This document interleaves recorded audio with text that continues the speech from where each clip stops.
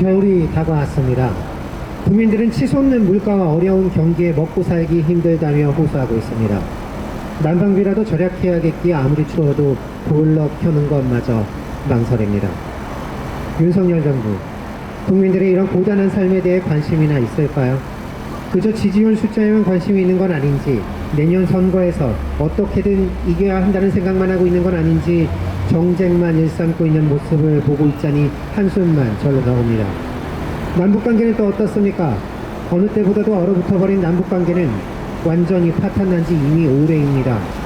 한반도 평화, 외교, 민생 할 것 없이 위기에 몰린 윤석열 정부는 혼자서 이념전쟁을 치르느라 바쁜 나날을 보내고 있는 듯합니다. 틈만 나면 공산 전체주의 운운하며 체제 대결을 부추기고 있죠. 정말 전장에 나선 듯 비장하기까지 합니다.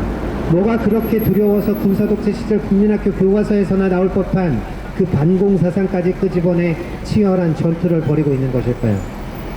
28일 있었던 민주평통자문회의에 참석한 윤석열 대통령, 공산 전체주의 시스템을 언급하고 또다시 힘에 의한 평화를 이야기했습니다.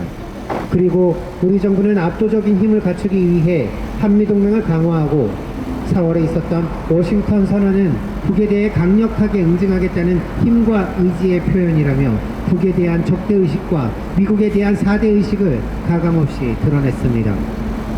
윤석열 정부의 대북 적대와 열성적인 미국 추종은 바람만이 아니라 실제 행동으로까지 현실화하고 있습니다. 바로 한미연합 군사훈련입니다. 쉴 틈 없이 벌이는 한미연합 군사훈련은 북을 대상으로 하고 있죠. 선제 타격과 함께 지도부와 주요 시설을 제거하는 훈련을 합니다. 미국의 전략폭격기, 핵 잠수함, 핵 항공모함이 동원됩니다. 바로 얼마 전에도 B-52H 핵폭격기가 전개되어 공중훈련을 벌인 바 있습니다. 지난주엔 미국의 핵추진 항공모함 칼빈슨함이 부산항에 입항했습니다. 미국의 핵추진 잠수함 산타페함도 제주 해군기지에 입항했습니다. 워싱턴 선언에서 약속한 미국의 전략자산 전개의 가시성을 높이겠다는 그 약속을 현실화하고 있는 것입니다. 미국의 전략자산이 움직이는 곳에선 긴장이 조성되기 마련입니다. 수많은 전략자산들이 한반도에 집결함으로써 한반도의 긴장이 높아질 수밖에 없습니다. 실제 전쟁이 일어날 수도 있는 상황입니다. 대놓고 북정권의 종식을 언급하며 연합연습을, 연합군사훈련을 벌이고 북의 반발을 부추기고 있습니다. 따라서 전쟁 위기가 높아질 수밖에 없는 것입니다. 여기에 그치지 않습니다. 한미일 군사협력도 더욱 노골화하고 있습니다. 바로 며칠 전에도 북을 대상으로 한 한미일 해상훈련을 실시했죠. 한미일 국방장관 회담을 통해 내년 실시할 한미일 군사훈련 계획을 세우기로 한 바도 있습니다. 점점 군사동맹으로까지 진화하고 있는 형국입니다. 통일해야 할 같은 민족을 대상으로 과거 침략 역사에 대해 반성도 없이 군사 대국화의 꿈을 꾸는 일본을 끌어들여 전쟁 연습을 벌이고 있는 것입니다. 세계 곳곳에서 분쟁을 부추기고 전쟁의 열을 올리는 미국을 끌어들여 한반도를 전쟁터로 만들려 하고 있는 것입니다. 한미일 군사협력의 범위는 한반도에만 국한되지 않습니다. 미국이 중국을 군사적으로 압박하는 데 나서고 있죠. 점점 진화해가는 한미일 군사협력과 비례해서 전쟁 가능성만 점점 높아져 가고 있습니다. 한반도에 전략무기를 가져다 놓고 한미일 군사훈련을 벌이는데 압도적 힘으로 우리는 과연 안전할 수 있습니까? 전쟁을 우리 땅에서 하겠다는 것과 무엇이 다릅니까? 전쟁이 벌어지면 압도적 힘이건 뭐건 희생이 따를 수밖에 없습니다. 그리고 그 가장 큰 희생은 바로 민간인이 감수하게 될 것입니다. 바로 우리가 감수해야 될 것입니다.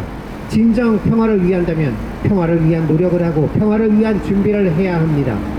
전쟁 연습을 하고 전쟁 준비를 한다는 건 전쟁을 부를 수밖에 없습니다.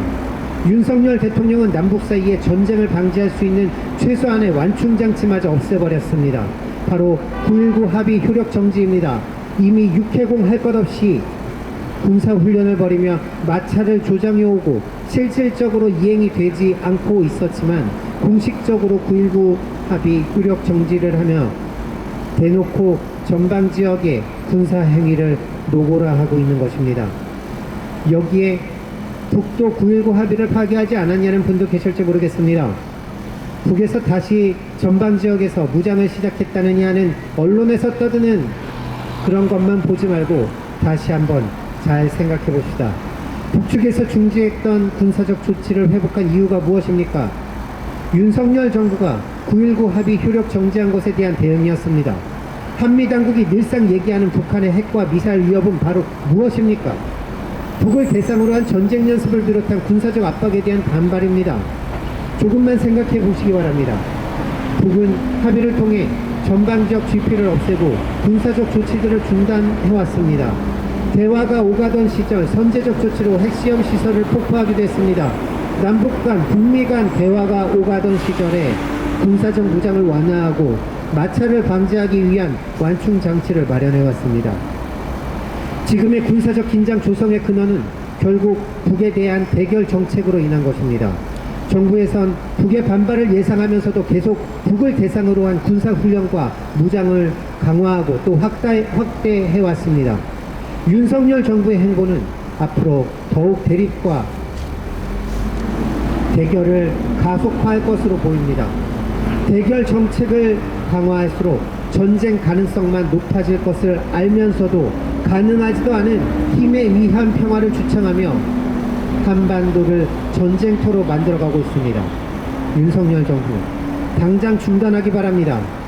전쟁은 모든 것을 파괴할 것입니다. 전쟁의 그 잔혹한 상황으로부터 그 누구도 자유로울 수 없습니다. 우리 모두에게 재앙이 될 것입니다. 윤석열 정부는 한반도에서 전쟁을 부추기는 모든 군사적 행위를 멈추고 대결 정책을 중단하기 바랍니다. 우리는 한반도의 전쟁을 막기 위해, 한반도의 평화를 위해 촛불을 더욱더 열심히 밝혀나가야겠습니다.